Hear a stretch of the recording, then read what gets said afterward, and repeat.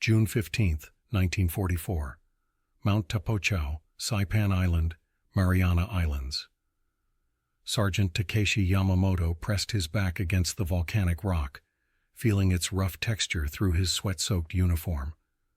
Below him, stretched across 1,500 feet of elevation, the terraced ridges of Saipan's central highlands fell away like the steps of some ancient temple. From his position near the summit of Mount Tapochau, he could see everything. The beaches where the Americans had landed hours before, the pale smoke rising from the coastal villages, the endless gray ships sitting offshore like patient predators. But Yamamoto wasn't worried.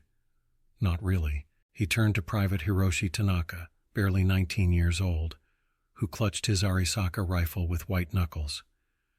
"They'll never bring their tanks up here," Yamamoto said, his voice carrying the certainty of a man who'd studied these slopes for months. "Look at this terrain, 60-degree angles, loose volcanic soil. Even their infantry will struggle." Tanaka nodded, but his eyes remained fixed on the distant shoreline where American landing craft continued their relentless shuttle. The young private had heard the stories from Tarawa and Kwajalein, how the American M4 Sherman tanks had rolled across the coral atolls, their 75mm guns reducing Japanese positions to rubble and bone. But this was different. The defensive strategy for Saipan had been carefully calculated by Lieutenant General Yoshitsugu Saito and his staff. The island's volcanic geography created natural kill zones. The Americans would have to funnel their armor through the lowlands and coastal plains. The heights, places like Mount Tapochau, Mount Dane, and the countless ridges that formed Saipan's spine, these belonged to the defenders. These were infantry country, tank-proof country. Below them, dug into caves and reinforced positions at every level of the slopes, nearly 30,000 Japanese soldiers waited. They had artillery, mortars, machine gun nests, and most importantly, they had terrain that would break any mechanized assault. The Americans would have to come up on foot, exposed, climbing under fire. It would be a slaughter. Yamamoto had personally helped survey these positions. He'd watched engineers calculate the angles, measure the approaches, test the soil stability. Every conclusion had been the same. No tank could climb these slopes. The volcanic rock crumbled under weight. The angles exceeded the climbing capability of any known armored vehicle. The narrow goat paths and razor-backed ridges offered no room for maneuvering. Nature itself had built the perfect anti-tank barrier. "Sergeant," came a voice from deeper in the cave system behind them. Captain Noboru Ito emerged from the shadows, his uniform still bearing the dust of the underground command post. "American infantry are advancing inland. Artillery spotters report heavy equipment being unloaded at Blue Beach." "Tanks?" Yamamoto asked. "Shermans, dozens of them, maybe more." Ito's face remained impassive, but there was something like satisfaction in his eyes. "They're forming up on the coastal road, exactly as we predicted." Yamamoto moved to the cave entrance and retrieved his binoculars, a fine pair of Nikko 7X50s he'd acquired in Manchuria. Through the afternoon haze, he could make out the distinctive silhouettes of M4 Shermans, their angular hulls and rounded turrets unmistakable even at this distance. They were moving north along the coast road, accompanied by files of infantry in mottled camouflage. "They'll push through the plains," Ito continued, unfolding a map on a flat rock. His finger traced the likely American route. "Here through Charankanoa, then probably try to secure the airfield at Aslito. But when they turn inland..." He tapped the contour lines that marked the highlands. "When they face these slopes, their tanks become useless. We'll cut down their infantry and they'll have to pull back or waste weeks trying to dislodge us from prepared positions." It was sound logic, backed by everything the Japanese military had learned about American tactical doctrine. The Americans relied on their armor. They used tanks as mobile artillery, as breakthrough weapons, as psychological tools to demoralize defenders. Take away the tank's mobility, force them to fight on infantry terms, and the battle became much more even. The Americans had industrial might, but Japan had warriors who understood that some ground simply could not be taken by machines. Yamamoto lowered his binoculars and looked at the men around him. These were veterans, most of them. They'd survived Manchuria, China, the early Pacific campaigns. They'd seen American firepower, respected it, but they also knew its limitations. Tanks needed roads, or at least trafficable ground. Artillery needed spotting and supply lines. Air power couldn't dig men out of caves. "How long until they reach the inland positions?" Yamamoto asked. "Tomorrow, maybe the day after," Ito replied. "They'll secure the beaches first, establish supply dumps, then they'll push. That's when we show them what this island really costs." The afternoon sun beat down on the volcanic rock, turning the cave entrance into an oven. Somewhere far below, the sound of distant explosions rolled across the island, American naval guns pounding the coastal defenses, softening positions that had already been written off by Japanese command. The real battle would happen here, in these heights where the terrain itself fought on their side. Yamamoto turned back to watch the American positions. The Shermans continued their careful advance, staying on the roads, exactly where doctrine said they should be. Predictable, constrained by their own machinery's limitations. He smiled slightly. Let them come with their steel monsters. Let them see what happens when metal meets mountain. June 16, 1944. 2nd Marine Division Maintenance Area, Red Beach, Saipan. Technical Sergeant Frank Morrison wiped the grease from his hands and stepped back to examine his work. The M4A2 Sherman sitting before him looked like it had been through hell, and it had, just getting ashore through the coral reef and beach obstacles. But what Morrison and his crew had done to it over the past 8 hours would have made the engineers back at Fisher Tank Arsenal in Detroit shake their heads in disbelief. "That's the last one, Sarge," Corporal Danny Reeves called out from beneath the tank's hull. He rolled out on a mechanic's crawler, his dungarees black with oil. Chevrons welded on all track blocks. She'll grip like a cat on a curtain.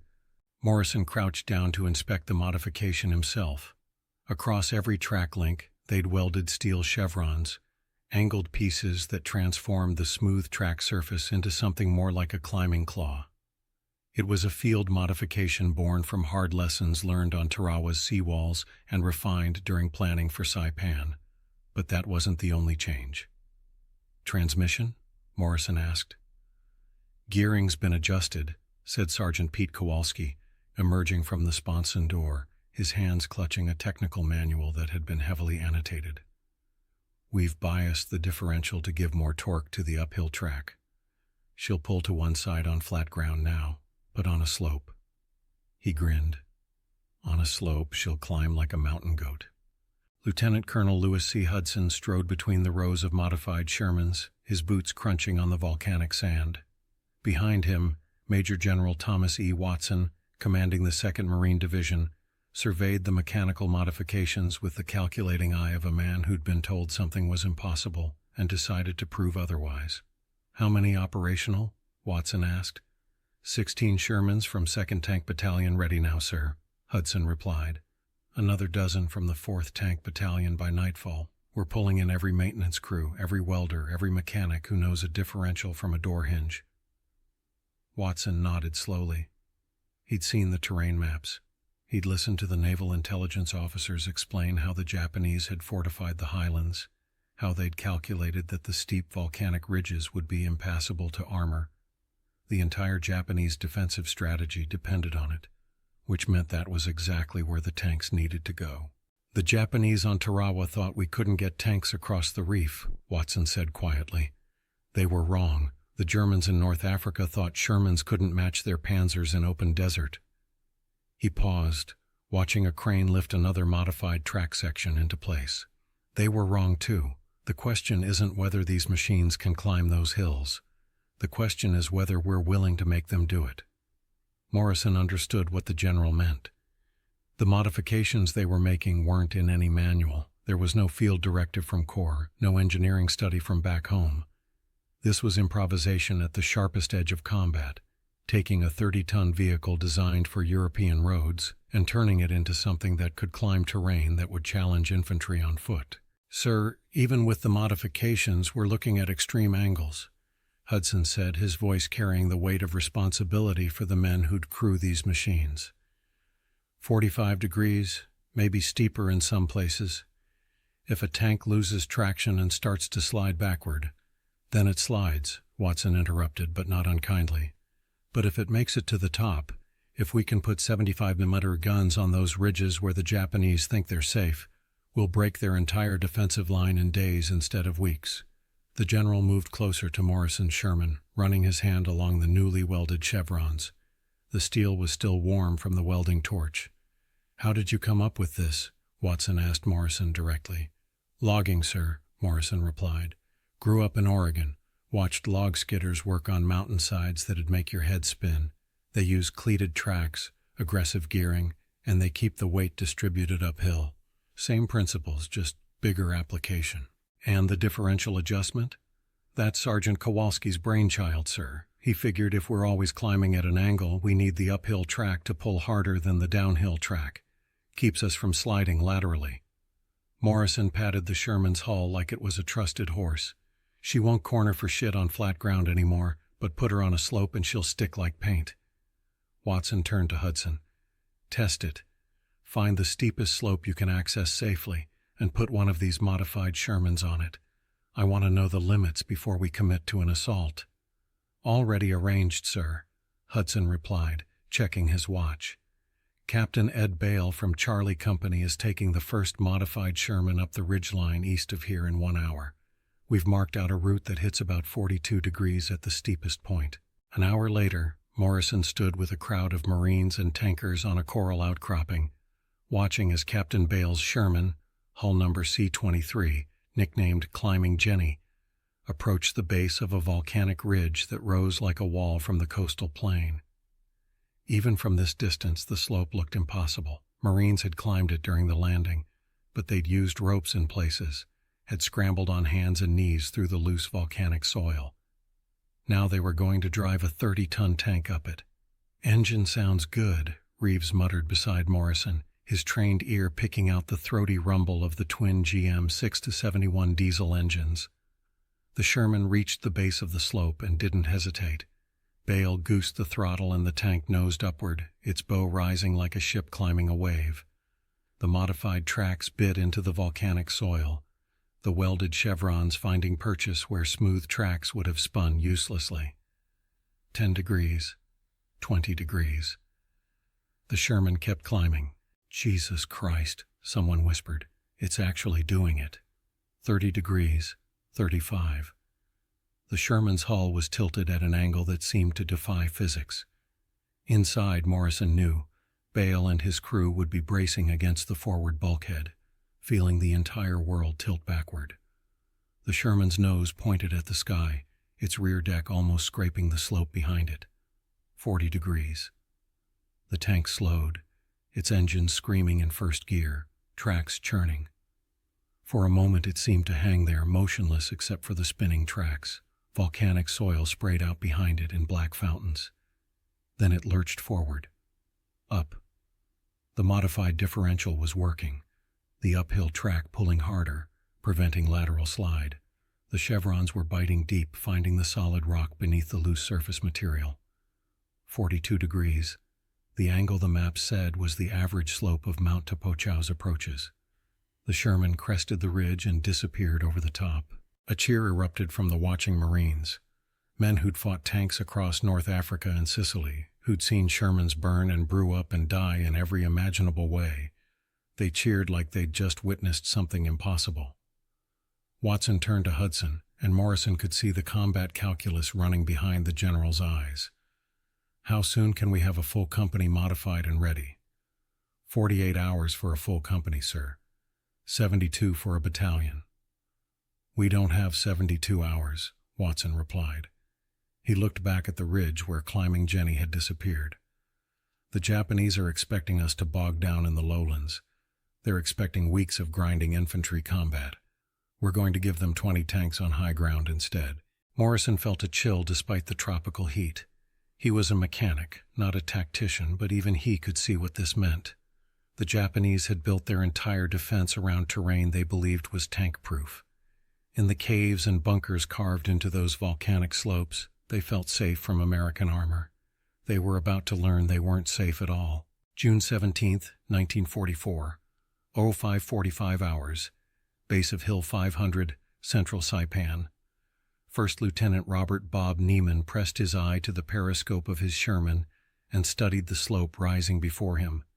In the pre-dawn darkness, Hill 500 loomed like a black wall against the slightly lighter sky. His tank, C-31 Tough Cookie, idled at the head of a column of 8 modified Shermans, their engines rumbling a low chorus that echoed off the surrounding ridges. "Driver, you seeing this?" Neiman asked through the intercom. "Unfortunately, yes, sir," Corporal Jimmy Delgado replied from the driver's position. His voice carried that particular tension of a man being asked to do something that violated every instinct. "Sir, with all respect, that's not a hill, that's a damn wall." Neiman couldn't disagree. Intelligence had estimated Hill 500's main approach at 47 degrees, steeper than anything they'd tested. The slope was covered in loose volcanic ash over harder rock, with scattered boulders and the skeletal remains of tropical vegetation burned away by naval bombardment. In the growing light, he could see the narrow goat paths that Japanese infantry had used to climb it, paths that would disappear entirely beneath his 30-ton Sherman. Behind him in the turret, Gunner Sergeant Mike Petrocelli was checking the 75mm gun's elevation mechanism one more time. "If we get stuck halfway up, we're sitting ducks," he muttered. "Then we don't get stuck," Neiman replied with more confidence than he felt. He keyed the radio. "Sabre 6 to all Sabre elements. Proceed in column, 50-yard intervals. Keep your speed steady. Don't gun it. Don't brake unless you're about to roll. Let the tracks do the work." A chorus of acknowledgments crackled back. Neiman recognized the voices: Lieutenant Bill Harper in C-29, Lieutenant Tom Ridgely in C-33, and 5 other tank commanders who'd volunteered for what some Marines were already calling a suicide mission. Captain Ed Bale's voice cut through on the command frequency. "Sabre 6, this is Sabre Actual. You're cleared to proceed. We've got spotters on the ridge reporting no enemy activity visible, but that doesn't mean they're not dug in. Once you crest, expect immediate contact." "Roger, Actual. Beginning ascent now." Neiman took a deep breath. "Delgado, take us up. Nice and easy." The Sherman lurched forward, approaching the base of the slope at a walking pace. The ground began to tilt, gradually at first, then with increasing severity. Neiman felt the deck beneath his feet angle backward, forcing him to brace against the forward edge of the turret ring. 10 degrees, 15. The modified tracks bit into the volcanic soil with a grinding crunch that Neiman felt in his bones. "Track tensions holding," Delgado reported, his voice tight.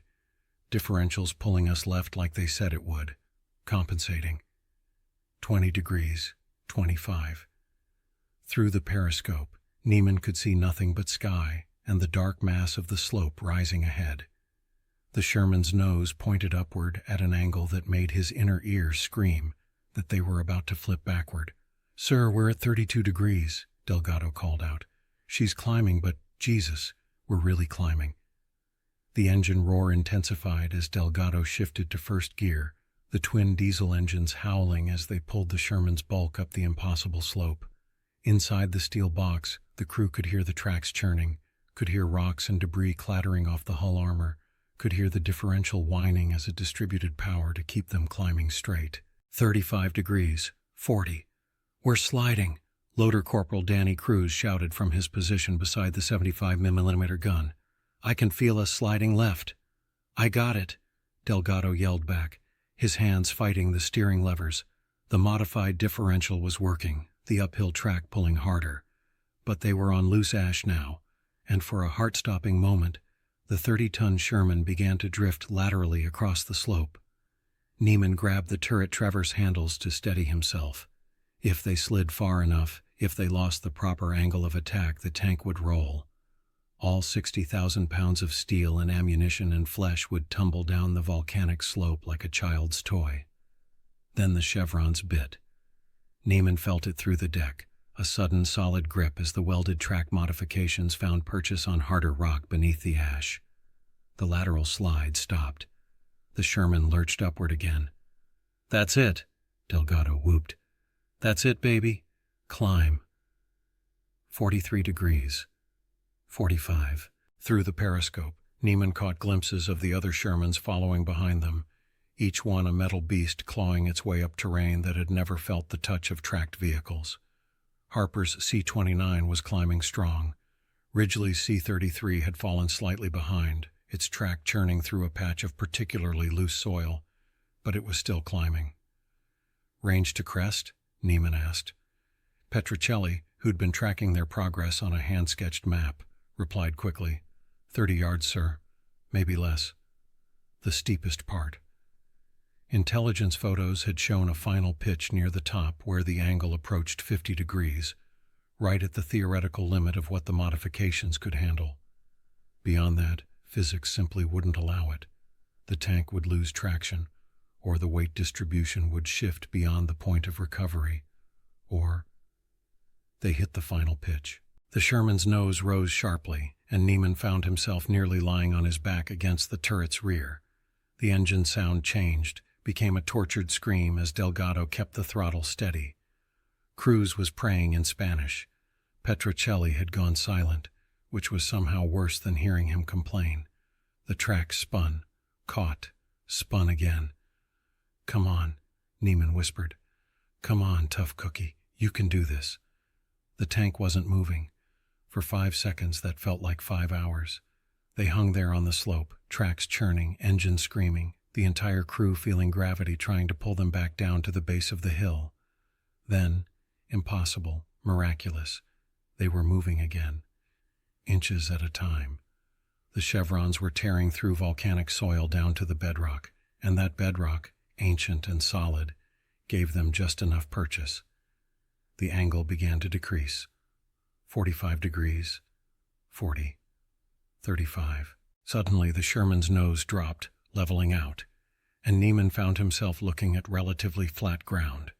They'd crested the ridge. "Holy Mary, Mother of God," Delgado breathed. "We made it. We actually made it." Niemann didn't have time to celebrate. He was already traversing the turret, scanning for threats. According to the battle plan, there should be Japanese positions all along this ridge. Bunkers, spider holes, machine gun nests, all dug in and waiting for American infantry that would be climbing on foot, exhausted and exposed. Instead, they'd gotten a Sherman tank. "Sabre 6 to Sabre Actual," Niemann radioed. "We're on top. No enemy contact yet, but..." The periscope view exploded with motion. A Japanese soldier had emerged from a camouflaged position less than 50 yards away. For a frozen instant, Niemann locked eyes with him through the optical sight, saw the utter shock and disbelief on the man's face as he stared at the Sherman tank that had somehow climbed a slope his commanders had sworn was impossible. The Japanese soldier turned and ran, shouting in his own language, his voice carrying pure panic. "Gunner, troops in the open, 11 o'clock, Niemann barked. "Identified," Petricelli responded. "Fire." The 75mm gun roared, the concussion inside the turret like being slapped by a giant hand. The high-explosive shell caught the fleeing soldier and the cave entrance he'd been running toward, turning both into a fountain of rock and fire. Behind them, the other Shermans were cresting the ridge one by one, their turrets already traversing, their commanders calling out targets. Harper's tank fired, then Ridgely's, their guns adding to the chaos. And somewhere in the cave systems and fortified positions along Hill 500, Japanese defenders who'd believed they were safe from American armor were scrambling to understand how their impossible fortress had just been breached by the very weapons they thought could never reach them. Niemann keyed the radio again, his voice steady despite the adrenaline flooding his system. "Sabre Actual, Sabre 6. All 8 tanks on the objective. Engaging enemy positions." "You were right, sir. They weren't expecting us." From the command post below, Captain Bale's response carried grim satisfaction. "No one expects a tank to climb a wall, Lieutenant. Now make them pay for that assumption." June 17, 1944. 05:45 hours. Base of Hill 500, Central Saipan. First Lieutenant Robert Bob Niemann pressed his eye to the periscope of his Sherman and studied the slope rising before him. In the pre-dawn darkness, Hill 500 loomed like a black wall against the slightly lighter sky. His tank, C-31, Tough Cookie, idled at the head of a column of 8 modified Shermans, their engines rumbling a low chorus that echoed off the surrounding ridges. "Driver, you seeing this?" Neiman asked through the intercom. "Unfortunately, yes, sir," Corporal Jimmy Delgado replied from the driver's position. His voice carried that particular tension of a man being asked to do something that violated every instinct. "Sir, with all respect, that's not a hill. That's a damn wall." Neiman couldn't disagree. Intelligence had estimated Hill 500's main approach at 47 degrees, steeper than anything they'd tested. The slope was covered in loose volcanic ash over harder rock, with scattered boulders and the skeletal remains of tropical vegetation burned away by naval bombardment. In the growing light, he could see the narrow goat paths that Japanese infantry had used to climb it, paths that would disappear entirely beneath his 30-ton Sherman. Behind him in the turret, Gunner Sergeant Mike Petrocelli was checking the 75mm gun's elevation mechanism one more time. "If we get stuck halfway up, we're sitting ducks," he muttered. "Then we don't get stuck," Neiman replied with more confidence than he felt. He keyed the radio. "Sabre 6 to all Sabre elements. Proceed in column, 50-yard intervals. Keep your speed steady. Don't gun it. Don't brake unless you're about to roll. Let the tracks do the work." A chorus of acknowledgments crackled back. Neiman recognized the voices: Lieutenant Bill Harper in C-29, Lieutenant Tom Ridgely in C-33, and 5 other tank commanders who'd volunteered for what some Marines were already calling a suicide mission. Captain Ed Bale's voice cut through on the command frequency. "Sabre 6, this is Sabre Actual. You're cleared to proceed. We've got spotters on the ridge reporting no enemy activity visible, but that doesn't mean they're not dug in. Once you crest, expect immediate contact. Roger, Actual. Beginning ascent now." Neiman took a deep breath. "Delgado, take us up. Nice and easy." The Sherman lurched forward, approaching the base of the slope at a walking pace. The ground began to tilt, gradually at first, then with increasing severity. Neiman felt the deck beneath his feet angle backward, forcing him to brace against the forward edge of the turret ring. 10 degrees, 15. The modified tracks bit into the volcanic soil with a grinding crunch that Neiman felt in his bones. "Track tensions holding," Delgado reported, his voice tight. "Differentials pulling us left like they said it would. Compensating. 20 degrees, 25. Through the periscope, Neiman could see nothing but sky and the dark mass of the slope rising ahead. The Sherman's nose pointed upward at an angle that made his inner ear scream that they were about to flip backward.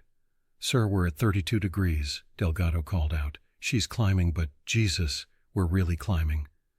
The engine roar intensified as Delgado shifted to first gear, the twin diesel engines howling as they pulled the Sherman's bulk up the impossible slope.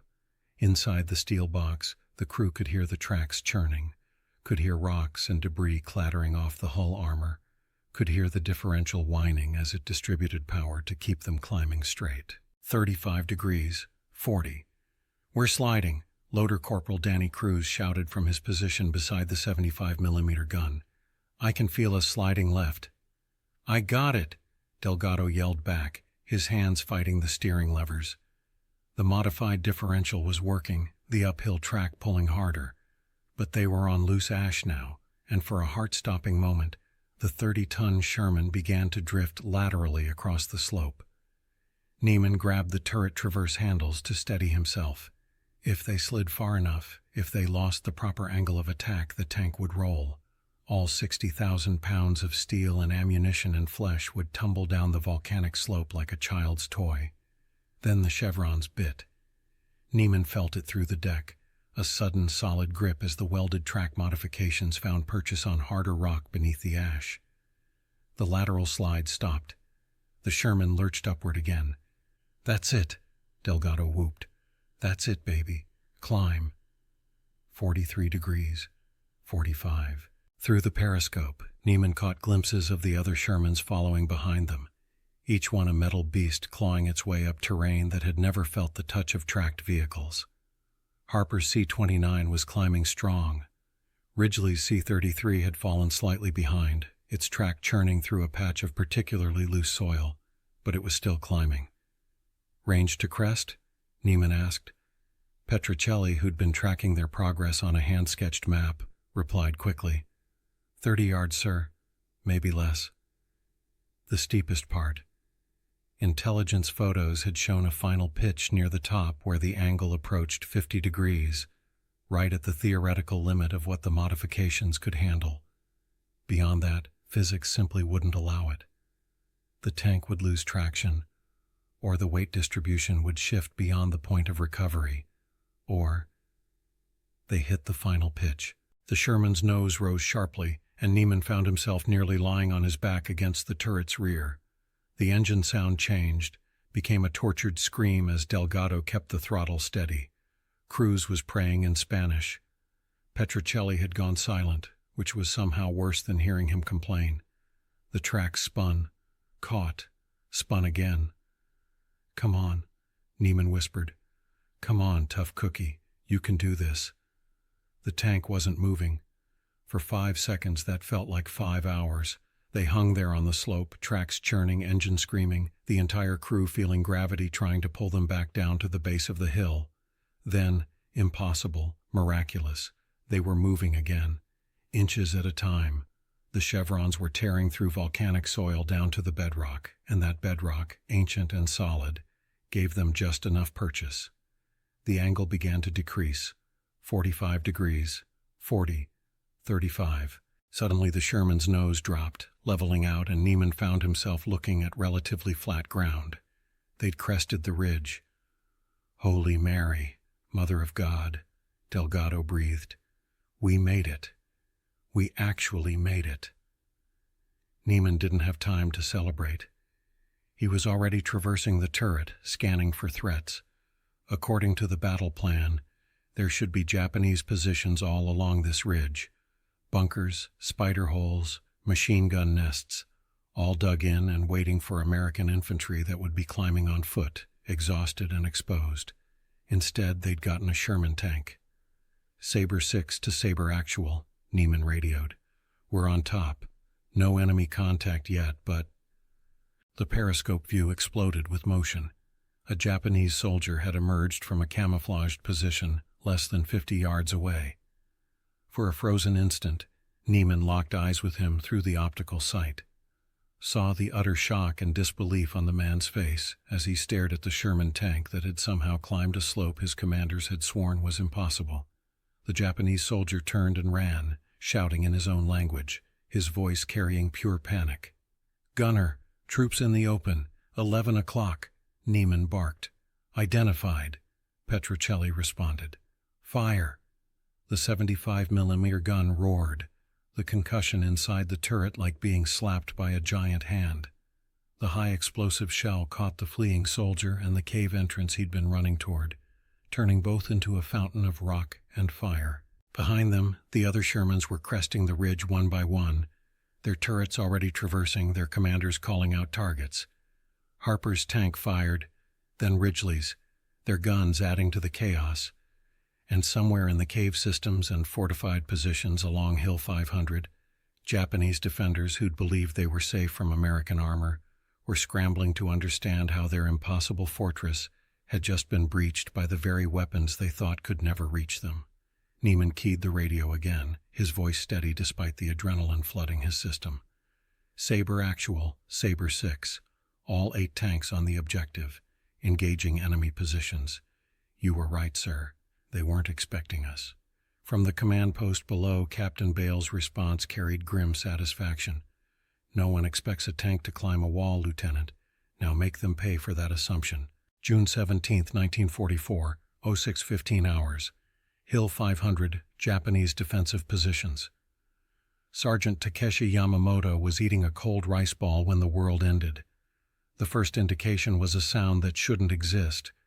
The deep, mechanical rumble of diesel engines coming from above his position instead of below. He looked up from his breakfast, confused, as Private Tanaka dropped his canteen and stared wide-eyed toward the ridge crest. "Sergeant," Tanaka whispered, his voice breaking. "Sergeant, that's impossible." Yamamoto crawled to the cave entrance and looked up the slope toward the summit of Hill 500, a position they'd occupied for 3 weeks. What he saw made his mind refuse to process the information for several long seconds. A Sherman tank sat on the ridgeline, not at the base of the hill, not on the coastal road below. On the ridge itself, silhouetted against the morning sky, its 75mm gun already traversing toward Japanese positions. "That's not real," Yamamoto said aloud, knowing it was real, feeling the cognitive dissonance of seeing something that violated every tactical principle he'd been taught. "Tanks can't climb." The Sherman's gun fired. The shell impacted a machine gun nest 30 yards to Yamamoto's left, and the entire cave system shook from the concussion. Rock dust filled the air. Someone was screaming. Then another Sherman crested the ridge, then another. Captain Ito emerged from deeper in the cave complex, his face pale in the dim light. "All positions, prepare for armored assault from—" He stopped mid-sentence as he reached the entrance and saw what Yamamoto was seeing. "From above. They're coming from above." The radio in the command cave crackled to life with panicked voices. Lieutenant Saito from the 3rd Platoon positions. "Enemy tanks on the high ground. Repeat, enemy tanks on the high ground. Request anti-tank support immediately." But the anti-tank guns were all positioned to cover the lowland approaches. The 47mm Type Aero 1s, carefully sighted to create killing fields across the coastal plains, were useless against targets above them. Their traverse and elevation wouldn't allow them to engage the ridgeline. The Japanese defensive plan had placed every anti-armor weapon where it could destroy tanks coming up from below, because tanks could only come from below. Except they hadn't. A 75mm shell slammed into the ridge face 20 feet from Yamamoto's position. The explosion sent volcanic rock spraying through the cave entrance like shrapnel. Yamamoto threw himself flat, feeling debris patter against his back. When he looked up again, he saw Tanaka sprawled against the cave wall, a piece of rock the size of a fist embedded in his shoulder. The young private was making a high-pitched keening sound, his face white with shock. "Corpsman," Yamamoto shouted, but he knew it was futile. Their medical supplies were limited, and this was just the beginning. Through the cave entrance, he watched the Shermans deploy along the ridgeline like they owned it.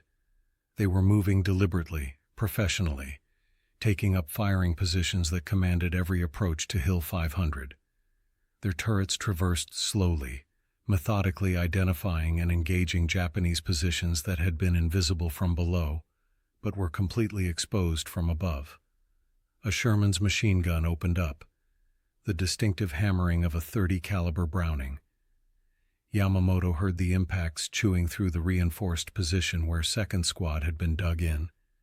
The firing stopped. Nothing moved in that position anymore. "We need to fall back," a voice said behind Yamamoto.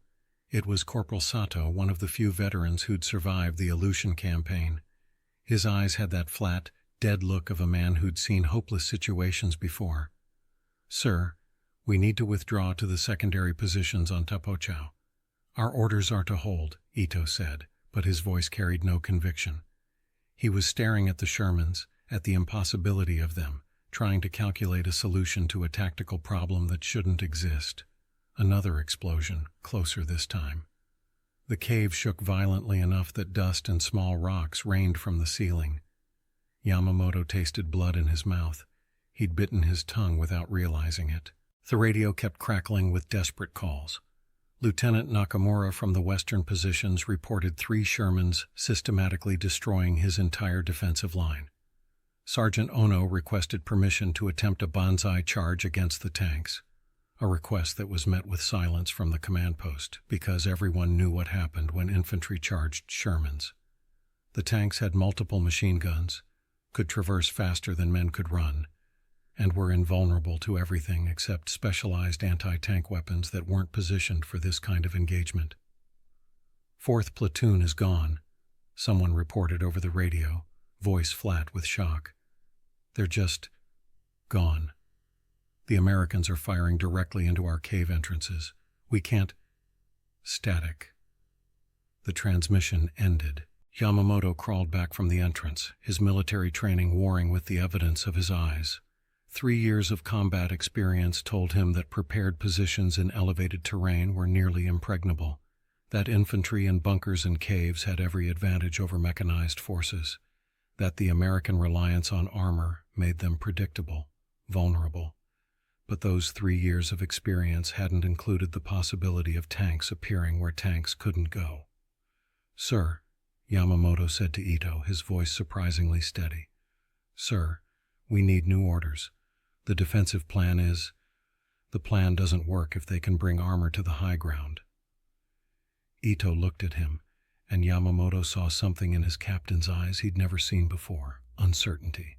Not fear. Japanese officers were trained to suppress fear, but the profound uncertainty of a man whose entire tactical framework had just been invalidated. "Contact regiment," Ito finally said. "Request instructions, and prepare the men to..." A 75mm shell entered the cave entrance. The world became sound and pressure and light. Yamamoto felt himself lifted and thrown backward, his body impacting the cave wall hard enough to drive the air from his lungs.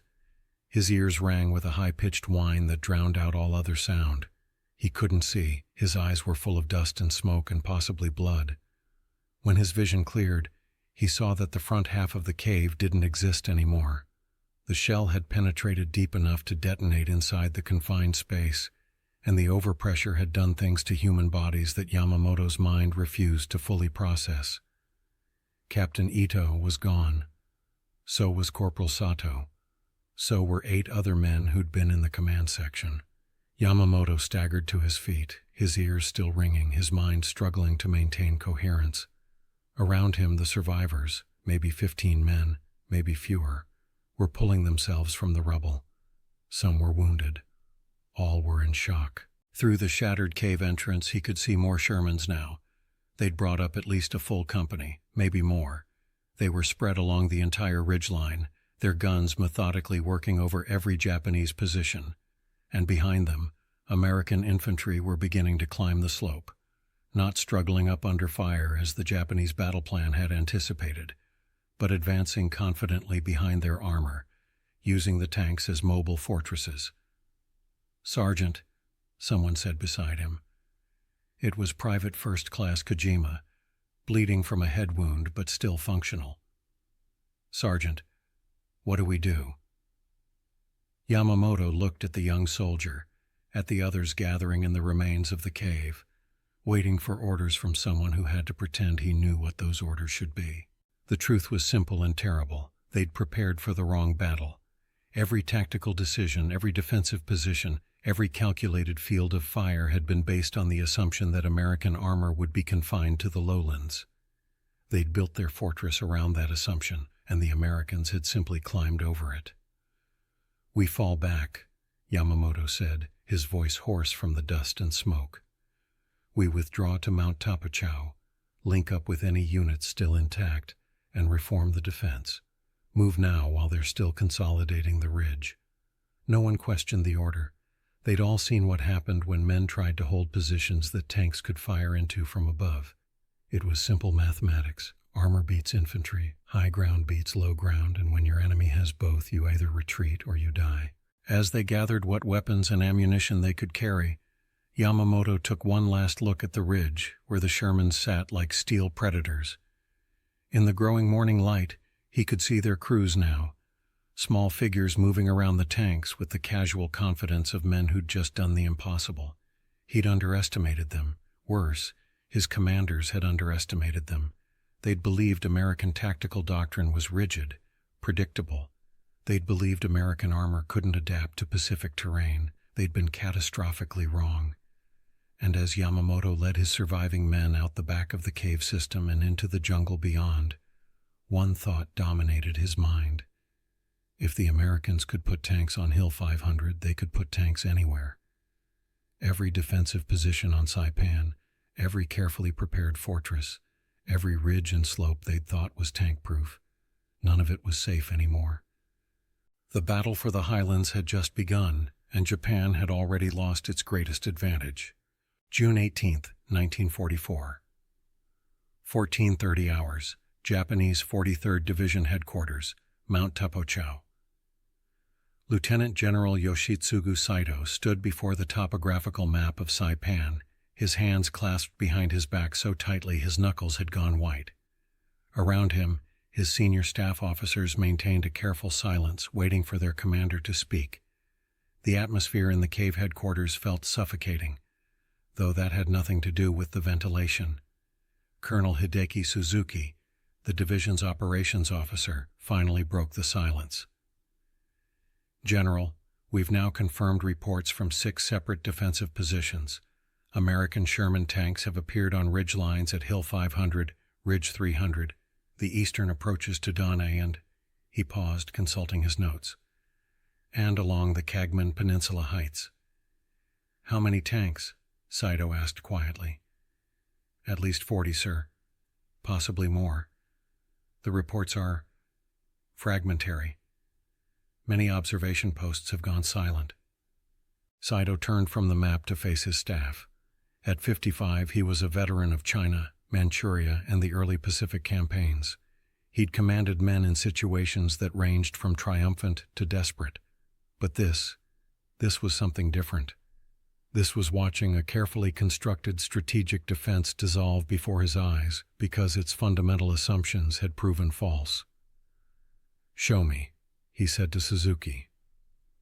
The colonel moved to the map and began placing markers, small red flags representing confirmed American tank positions.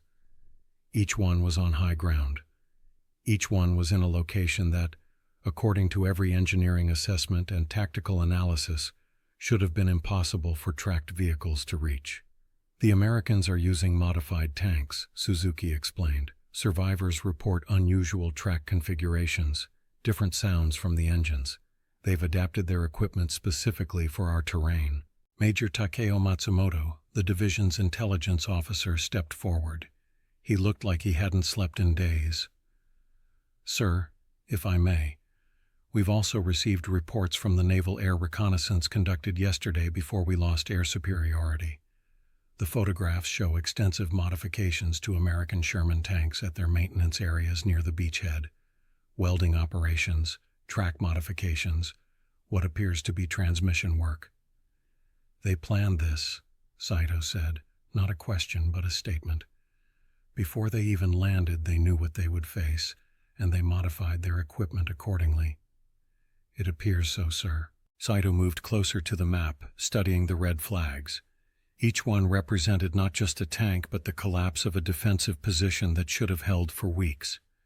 At Hill 500, 2 companies had been overrun in less than 6 hours. At Ridge 300, an entire battalion's fighting positions had been neutralized before the infantry had even reached them. The pattern was clear and devastating. "Our anti-tank defenses," Saito said slowly, "are positioned to engage armor approaching from the lowlands and coastal approaches, correct?" "Yes, sir," Suzuki confirmed. "The 47mm guns have excellent fields of fire across the plains. They can stop any armored advance through the valleys, but they cannot elevate to engage targets above them." Silence greeted this observation. It was the mathematical heart of their tactical problem. The Type 01 anti-tank guns, effective weapons against Sherman armor at range, had been carefully positioned to create interlocking fields of fire across every road, every valley, every lowland approach to the central highlands. Their traverse and elevation had been calculated to destroy American armor funneled through predictable routes, but none of them could shoot upward at a steep enough angle to engage tanks on the ridgelines, and repositioning them now, under American naval gunfire and with American infantry already advancing inland, was nearly impossible. "What about our tank forces?" asked Lieutenant Colonel Yamaguchi, commander of the 9th Tank Regiment's remaining units on Saipan. Saito looked at him with something approaching pity. "Colonel, your Type 97 Chiha tanks, can they climb the slopes that the American Shermans have climbed?" Yamaguchi's jaw tightened, but he answered honestly, "No, sir, our tanks are lighter but have narrower tracks and less powerful engines. If we attempt those slopes, we'll lose traction and likely roll, and even if we could reach the same positions—" He didn't need to finish. Everyone in the room knew that the Type 97, armed with a 57mm gun, was already outmatched by the Sherman in direct combat. Meeting them on sloped terrain would be suicide. Then we cannot counter armor with armor, Saito concluded. He turned back to the map, his finger tracing the ridge lines where American tanks now sat. Which means we must either find a way to destroy these tanks with infantry and artillery, or we must abandon the highland defense entirely and fall back to Tapachau's central positions.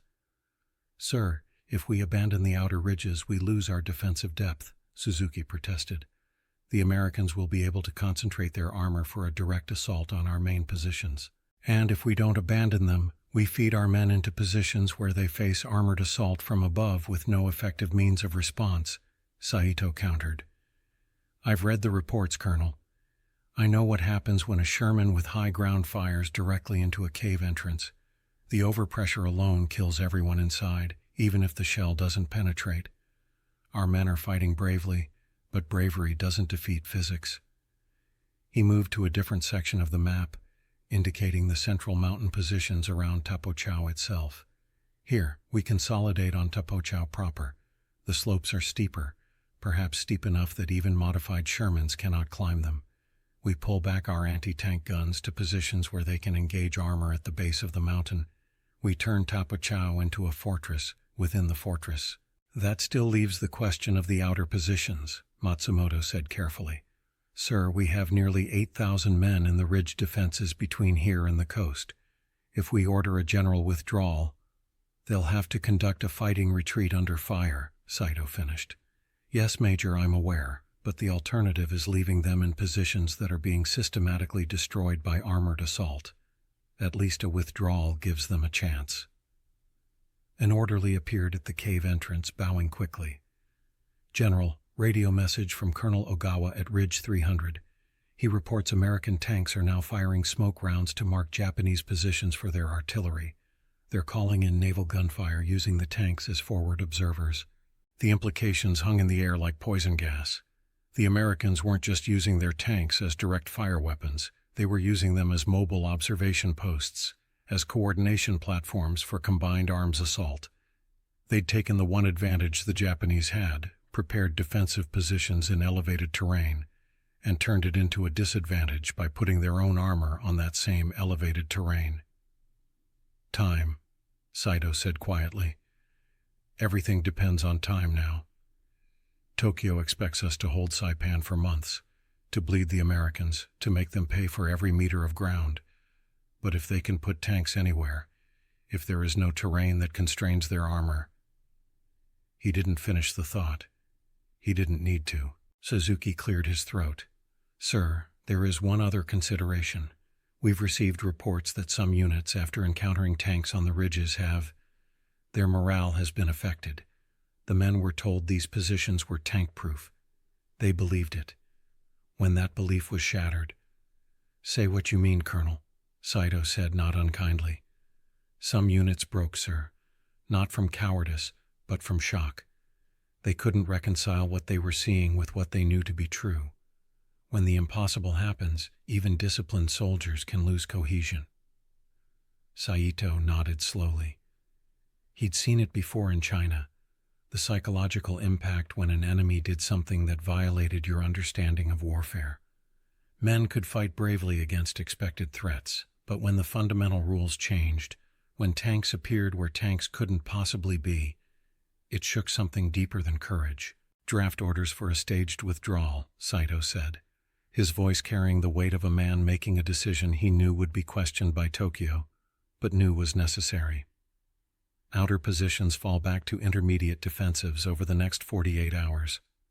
Priority goes to pulling back our heavy weapons, the anti-tank guns, the mountain artillery, anything we can't afford to lose. The infantry screens the withdrawal. And if Tokyo questions the decision? Yamaguchi asked. Saito's smile was bitter. Then I will explain to them that American industrial capacity has not only provided them with superior numbers of tanks, but has also provided them with the ability to modify those tanks faster than we can adapt our tactics. I will explain that the terrain advantage we counted on has been negated by American engineering, and I will explain that holding positions that cannot be held is not Bushido, it is waste. He turned back to the map one final time, looking at the red flags marking American tank positions on ground that should have been safe. In his mind, he was already calculating the new defensive lines, the new fallback positions, the places where perhaps the Americans' modified Shermans would finally reach their limits. But in his heart, Lieutenant General Saito was beginning to suspect that those limits might be farther away than he wanted to believe. June 20th, 1944, 0730 hours, base of Mount Tapochau, central Saipan. Lieutenant Bob Neiman stood outside his Sherman, binoculars pressed to his eyes, studying the mountain that loomed before him like a judgment. Mount Tapochau rose 1,554 feet above sea level, the highest point on Saipan and the anchor of the entire Japanese defensive system.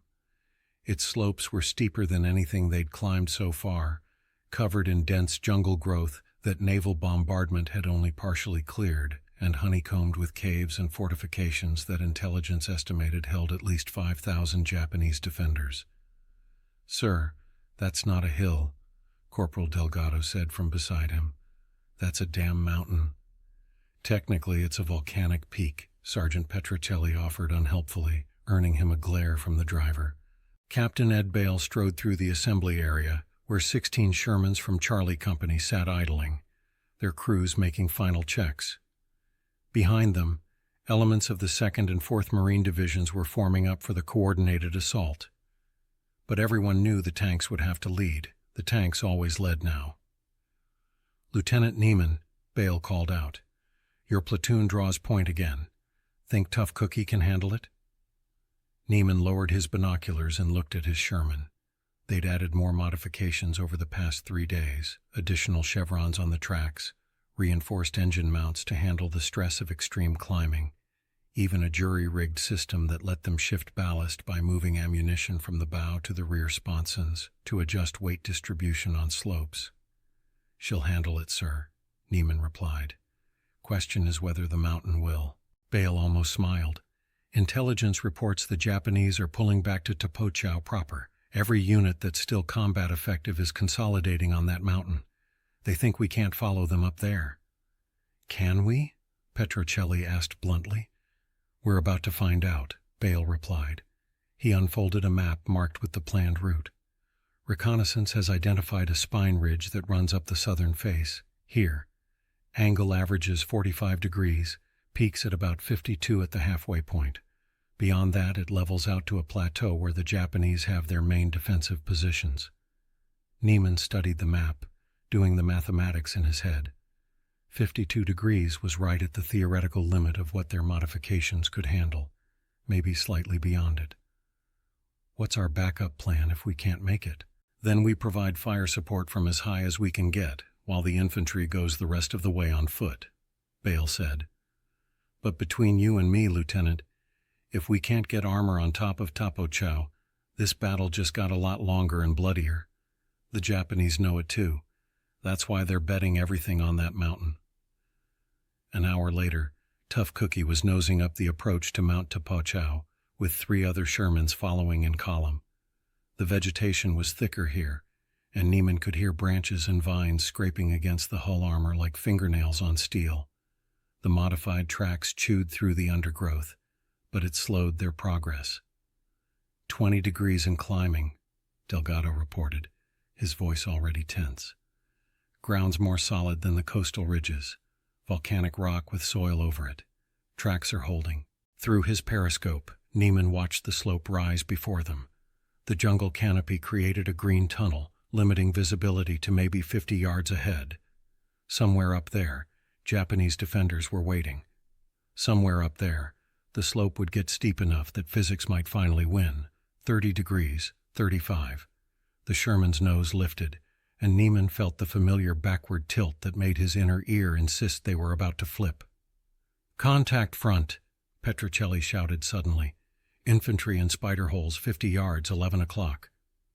Neiman caught a glimpse of movement, a Japanese soldier rising from a camouflaged position, Type 99 rifle rising to his shoulder.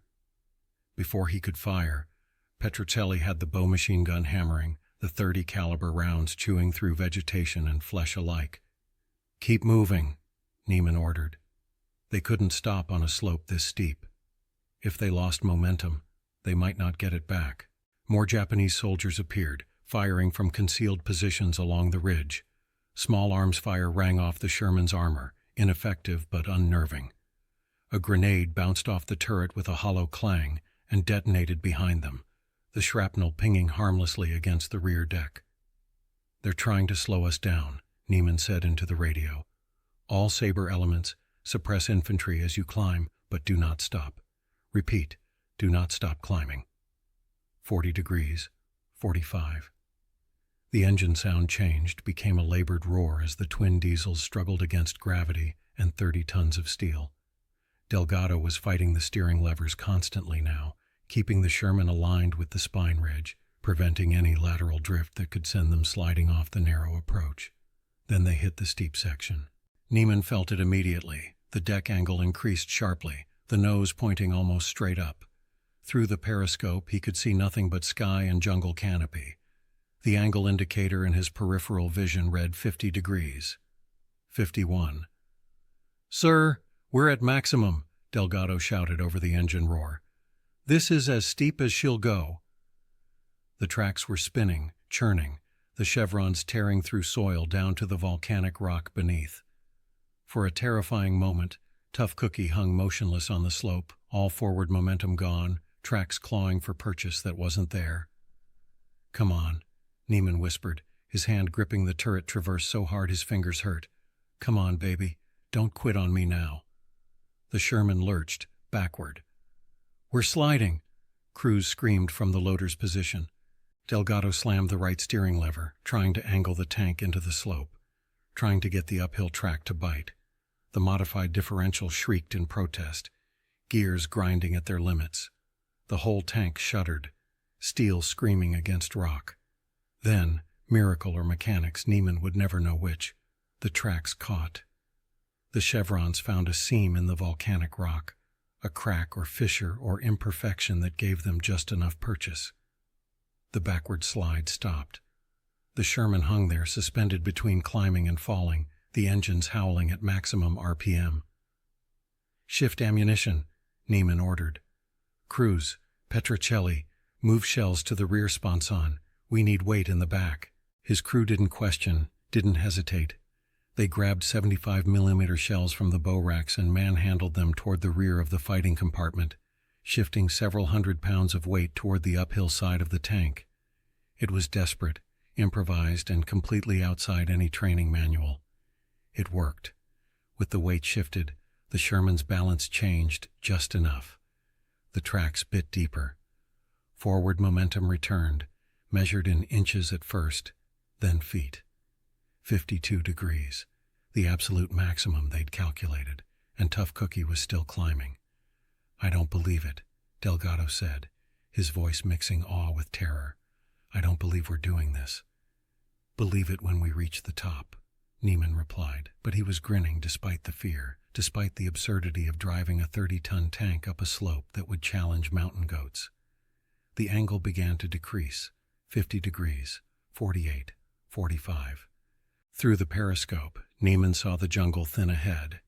The spine ridge was cresting, opening onto what the maps called the Tapochau Plateau, a relatively flat area about 2/3 of the way up the mountain, where the Japanese had established their main defensive belt. "Contact," Petrocelli yelled. "Bunker dead ahead 200 yards. Neiman saw it, a reinforced concrete structure built into the ridgeline, its firing ports already flashing with machine gun fire. Tracers streaked toward them, bouncing off the Sherman's frontal armor. "Gunner, bunker," Neiman commanded, his training taking over. "He round." "Identified," Petrocelli responded, his hands already working the gun controls. "Fire."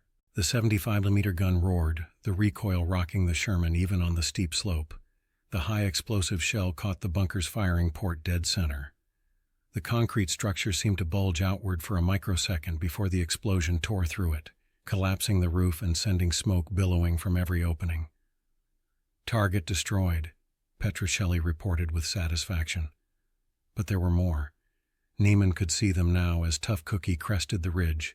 Dozens of bunkers, spider holes, artillery positions, all carefully prepared and positioned to defend the Tapochau Plateau. The Japanese had turned this entire area into a fortress, confident that no armor could reach it. They'd been wrong.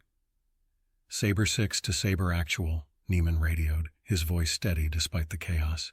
"We're on the plateau, meeting heavy resistance, but we're up. Repeat, we are on the Tapochau Plateau." Behind him, Lieutenant Harper's Sherman crested the ridge, then Ridgely's, then the others. One by one, 16 Shermans that had climbed an impossible mountain deployed across terrain that the Japanese had believed was absolutely safe from armored assault. And as Neiman traversed his turret, identifying targets, calling out fire commands, coordinating with the other tanks in his platoon, one thought dominated his mind. They'd done it again. They'd taken machines designed for European roads and made them climb a Pacific mountain. They'd broken not just Japanese defenses, but Japanese assumptions about what was possible. And now, with armor on the high ground and Japanese defenders scrambling to respond to a threat they'd never anticipated, the battle for Saipan's Central Highlands was about to reach its climax. June 20th, 1944, 11:45 hours. Tapochau Plateau, Japanese 43rd Division mainline. Sergeant Takeshi Yamamoto pressed himself against the rear wall of the bunker as another 75mm shell impacted somewhere close enough to make his teeth rattle. The concrete structure that had seemed so solid 3 hours ago now felt like a tomb, thick walls that kept him trapped rather than protected. Through the firing port, he could see what had once been impossible. American Sherman tanks, at least a dozen of them, spread across the Tapochau Plateau like steel predators. They were hull down behind natural ridges, their turrets traversing methodically, their guns firing with the unhurried precision of hunters who knew their prey had nowhere to run. "Sergeant, the third bunker has stopped responding," Corporal Nishimura reported from the radio position, his voice hollow. "That's 8 positions we've lost contact with in the past hour." Yamamoto didn't answer immediately. He was watching a Sherman perhaps 300 yards away fire into a cave entrance where he knew 2nd Lieutenant Hayashi had his command post. The shell disappeared into the darkness, and a moment later, smoke and dust billowed out like the mountain itself was exhaling death. Nothing emerged from that cave. Nothing would ever emerge from it again. "They're destroying us," Private Tanaka said from his position at the Type 92 heavy machine gun. His shoulder was still bandaged from the wound he'd taken at Hill 500, but he'd refused evacuation. Now, watching the systematic destruction of their defensive line, Yamamoto wondered if that refusal had been courage or simply delayed fate. The radio crackled. Lieutenant General Saito's voice transmitted from the command bunker deeper in the mountain. "All positions, this is Division. We are organizing a counterattack. 3rd Battalion, 135th Infantry Regiment will assault the enemy armor from the north. All defensive positions maintain fire to support the attack." Yamamoto and Nishimura exchanged glances. A counterattack, against tanks, with infantry armed with rifles, grenades, and perhaps a few magnetic mines that required a soldier to get close enough to physically attach them to a tank's hull. It was suicide dressed up as tactics. "Acknowledged," Nishimura replied into the radio, because there was nothing else to say. 20 minutes later, Yamamoto watched through the firing port as approximately 200 Japanese soldiers emerged from the northern tree line, moving in extended line formation toward the American tanks. They moved with discipline, taking advantage of what cover existed, but there was no real cover on the plateau, just sparse vegetation and volcanic rock that offered concealment, but not protection. The Sherman saw them immediately. What happened next would haunt Yamamoto for whatever remained of his life. The tanks didn't panic, didn't rush. They simply traversed their turrets and began firing. High explosive shells airbursted over the advancing infantry. Machine guns, 30 caliber bow guns, 50 caliber turret guns, opened up with overlapping fields of fire. The American tankers had learned their business well, had trained for this, and they executed with mechanical efficiency. Men fell in clusters. The neat formation dissolved into chaos. Some soldiers tried to go to ground, but there was no ground deep enough. Others tried to rush forward, believing that speed and courage could bridge the gap between flesh and steel. They were wrong. The Shermans had all the time in the world to aim, to fire, to reload, to fire again. 3 minutes. That's how long the counterattack lasted before the survivors broke and fled back to the tree line. Yamamoto counted maybe 40 men who made it back. 200 had gone forward. "Dear God," Tanaka whispered, and Yamamoto didn't correct him for the Christian expression. There were no atheists in bunkers under tank fire. The radio erupted with voices, unit commanders reporting casualties, requesting orders, some simply screaming. Through it all, Yamamoto heard the steady boom of the Sherman guns as they continued their methodical destruction of the defensive line. They were working from north to south, systematically eliminating each bunker, each fighting position, each cave entrance that might hide Japanese soldiers. "Sergeant," Nishimura said quietly. "Sergeant, we need to fall back. We can't stop them. We can't even slow them." Yamamoto looked around the bunker at the 6 men under his command. They were watching him, waiting for orders, still believing somehow that sergeants had answers to impossible situations. Tanaka with his bandaged shoulder, Nishimura with his radio operator's calluses, Private Sato, barely 17, Private First Class Hayashi, no relation to the lieutenant who'd just died, with his Type 99 rifle held like a talisman against the reality outside. "Division orders are to hold," Yamamoto said, but even he could hear the hollowness in his voice. "Division orders were written before the Americans put tanks on the mountain," Nishimura replied, and there was no insubordination in his tone, just exhausted truth. "Sergeant, look outside. Look at what's happening. We're not soldiers anymore. We're targets."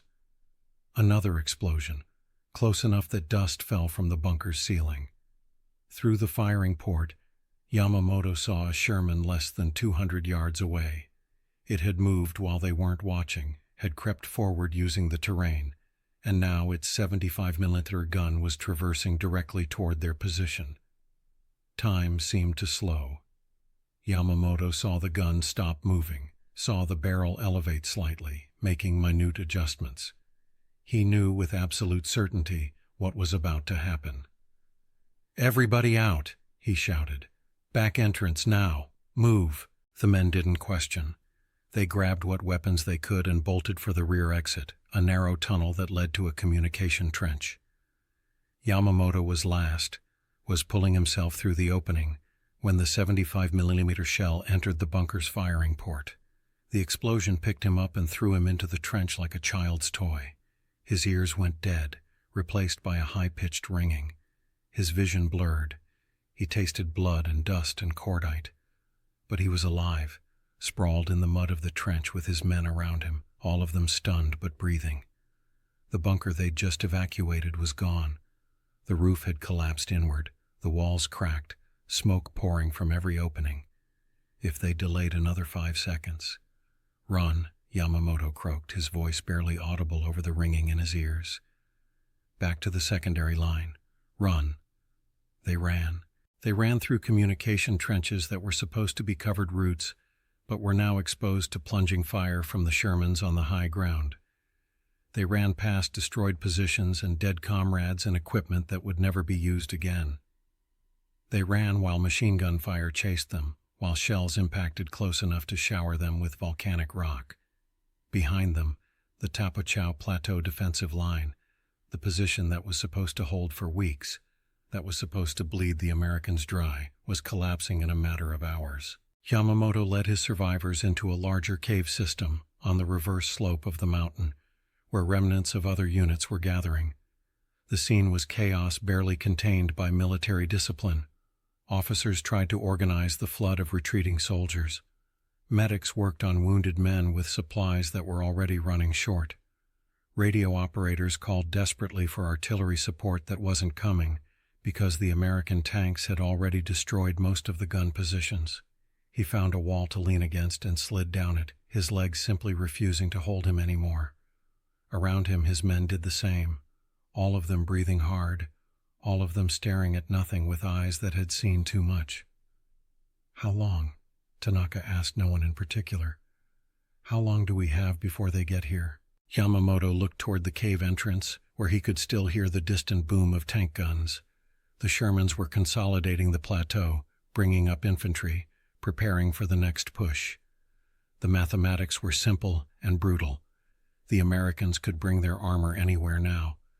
Every Japanese position, no matter how well prepared, could be flanked, could be engaged from above, could be systematically destroyed by mobile 75mm guns that the defenders had no effective way to counter. "I don't know," Yamamoto admitted, and the honesty of it was almost liberating. "I don't know anything anymore." A major appeared, moving through the cave, gathering officers and NCOs. "Report to the command section. General Saito is organizing a final defensive line at the summit. All remaining combat-effective personnel will—" "Sir," Yamamoto interrupted, and he was mildly surprised that his voice worked at all. "Sir, with respect, how do we defend against tanks when they can go anywhere, when there is no terrain that stops them?" The major looked at him, and Yamamoto saw in his eyes the same knowledge that was dawning in every Japanese soldier who'd faced the modified Shermans. The battle was already lost. Not in the sense that they would surrender. Japanese soldiers didn't surrender, but lost in the sense that no amount of courage or sacrifice would change the tactical reality. The Americans had solved the terrain problem. They had taken the one absolute advantage the defenders possessed and negated it through engineering and adaptation. "We defend, Sergeant, because that is our duty," the major finally said, his voice tired. "Report to the command section." As Yamamoto pulled himself to his feet and gathered his men for whatever came next, he understood something that would have been unthinkable a week ago. Saipan would fall. Not in months, probably not even in weeks. The fortress they'd believed was impregnable had already been breached in the one place they'd thought was absolutely secure, the high ground itself. And somewhere on the Tapochau Plateau, American tankers were probably brewing coffee in the shadow of their Shermans, confident that the hardest climbing was behind them. June 22, 1944, 06:45 hours, summit of Mount Tapochau. Lieutenant Bob Neiman stood on the highest point of Saipan, his boots planted on volcanic rock that had taken 3 days of brutal fighting to reach. Behind him, Tough Cookie sat silent, her engines finally cooled after the last climb. Around the summit, a dozen other Shermans were positioned like steel sentinels, their guns covering the approaches from every direction. Below, spread out in a panorama that took his breath away, lay the entire island. To the west, the Philippine Sea stretched to the horizon, its surface glittering in the early morning light. To the east, he could see the beaches where they'd landed 8 days ago, beaches that now looked impossibly distant, though they were less than 4 miles away. And in between, scattered across the jungle and coral terrain, he could see the scars of battle, burned-out vehicles, destroyed bunkers, the smoke of artillery still falling on pockets of Japanese resistance. "Hell of a view," Sergeant Petricelli said, climbing onto the turret to stand beside him. "Hell of a climb to get it." Neiman nodded. The final push to the summit had been the hardest yet. Slopes that approached 55 degrees in places, enemy resistance that had been ferocious even in defeat, and terrain so broken that several times they'd thought they'd finally reached the Sherman's limits. But they'd made it. 16 tanks had started the climb up Mount Tapochau. 14 had reached the top. 2 sat disabled on the slopes below, victims of mechanical failure rather than enemy action. Their crews were safe, their tanks recoverable once the engineers could cut a proper road. Captain Bale approached, a thermos of coffee in one hand and a map case in the other. His face was gray with exhaustion, but there was satisfaction in his eyes. "Lieutenant, I just got off the radio with Division. General Watson sends his compliments. He says to tell you that you and your crews have just rewritten the tactical manual for Pacific operations." "Is that good or bad, sir?" Neiman asked with a tired smile. "Probably means more mountains to climb," Bale replied. "But not on Saipan. Intelligence estimates organized resistance will collapse within the next 72 hours. Without the Central Highlands, the Japanese have nowhere left to defend in depth." Neiman thought about that. 72 hours.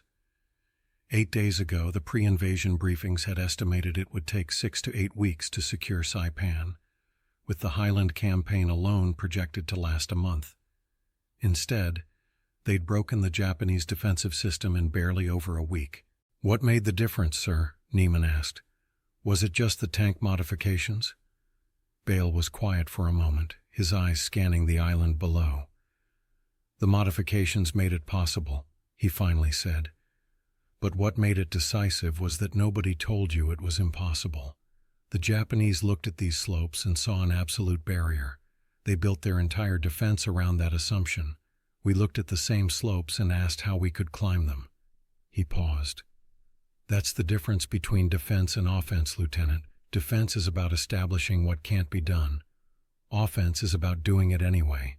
Behind them, Corporal Delgado was supervising maintenance on Tough Cookie, checking the tracks for damage, examining the transmission that had somehow survived 3 days of climbing that should have torn it apart. The Sherman looked like it had been through a war, which Neiman reflected it had. The welded chevrons were worn down to nubs.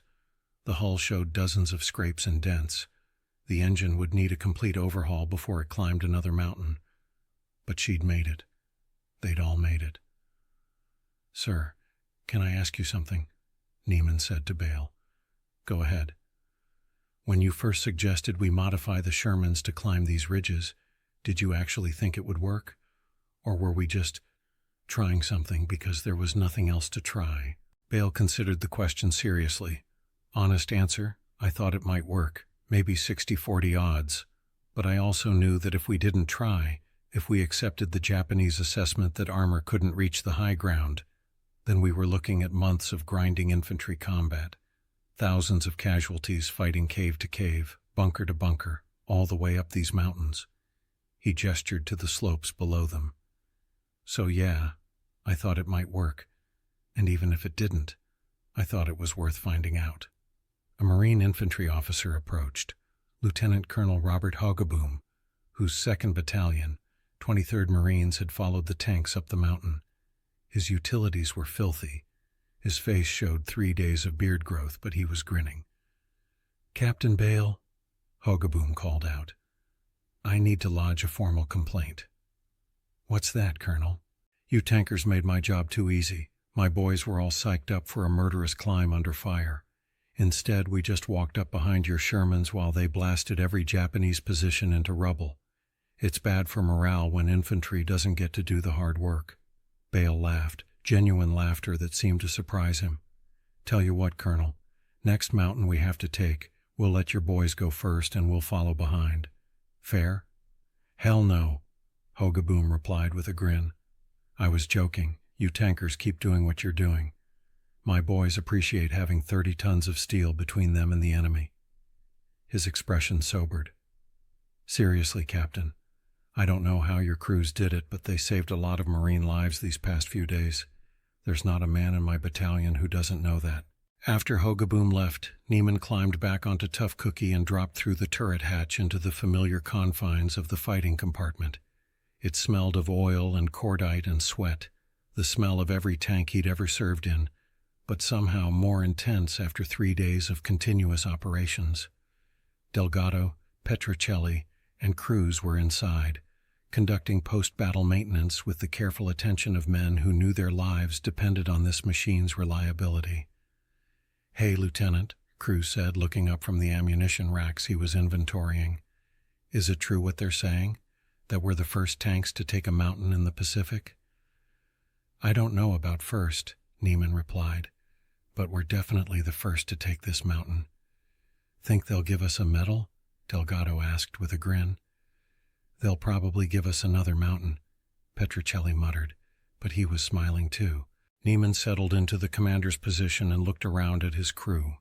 These 3 men, a driver from El Paso, a gunner from Philadelphia, a loader from the Bronx, had just done something that military historians would argue about for decades. They'd taken a vehicle designed for European warfare and adapted it to Pacific conditions. They'd climbed slopes that engineering manuals said were impossible.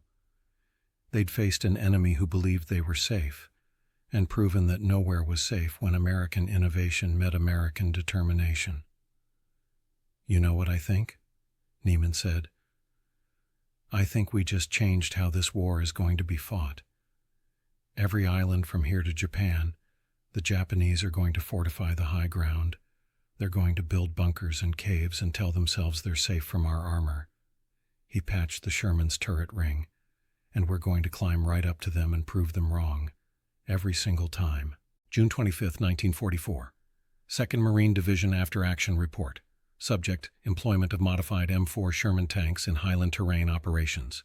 2. Commander, V. Amphibious Corps. 1. Summary. During the period 1523, June 1944, elements of the 2nd and 4th Tank Battalions successfully employed modified M4 Sherman tanks in sustained highland operations on Saipan, Mariana Islands. Tank crews achieved breakthrough penetrations on slopes ranging from 42 to 55 degrees, previously assessed as impassable to tracked vehicles. 2. Modifications. Field modifications included welded chevron cleats on all track blocks, adjusted transmission gearing for increased low-speed torque, and redistributed ammunition stowage for improved weight distribution on slopes. Modifications were completed by battalion maintenance personnel using materials available in the beachhead. 3. Tactical impact. The employment of armor on terrain the enemy assessed as tank-proof resulted in the rapid collapse of Japanese highland defensive positions. What pre-invasion estimates projected as a 30-45-day campaign was completed in 8 days. Estimated Marine casualties avoided, 2,000, 3,000. 4. Enemy response. Captured documents and prisoner interrogations confirmed Japanese defensive planning. Assumed terrain features would provide absolute protection from armored assault. Enemy anti-tank weapons were positioned for lowland approaches only. When armor appeared on high ground, defensive cohesion collapsed rapidly. 5. Lessons learned. Engineer assessments of trafficable terrain should be challenged through practical testing. Equipment modifications at the battalion level can provide tactical advantages not anticipated in higher-level planning. Enemy assumptions about terrain limitations represent exploitable weaknesses. 6. Recommendations. Modified Sherman tanks should be considered standard equipment for future highland operations. Engineering Corps should develop formal modification kits for rapid field installation. Tank crew training should include extreme slope operations. July 9, 1944. Saipan declared secure. The island fell exactly as Captain Bale had predicted, not in months, but in weeks. Without the Central Highlands, Japanese forces had no fallback positions, no defensive depth. The few thousand survivors conducted a final banzai charge on July 7th, a desperate attack that was cut down by massed American firepower. By July 9th, Saipan was in American hands. The cost had been high, over 3,000 American dead, 13,000 wounded. But it could have been much worse. The pre-invasion estimates had projected twice those casualties, assuming a prolonged Highland campaign that would have required Marines to assault fortified positions on foot. Instead, the modified Shermans had climbed the impossible slopes and shattered the Japanese defense in days instead of weeks. In Washington, military planners studied the reports from Saipan and began incorporating the lessons into plans for future operations. Peleliu, Iwo Jima, Okinawa. Every island fortress between Saipan and Japan would face an American military that had learned not to accept terrain limitations as absolute. And on Pacific islands not yet invaded, Japanese engineers looked at their mountainous terrain, calculated that American tanks couldn't possibly climb slopes of 45 degrees or more, and built their defenses accordingly. They were already wrong. They just didn't know it yet.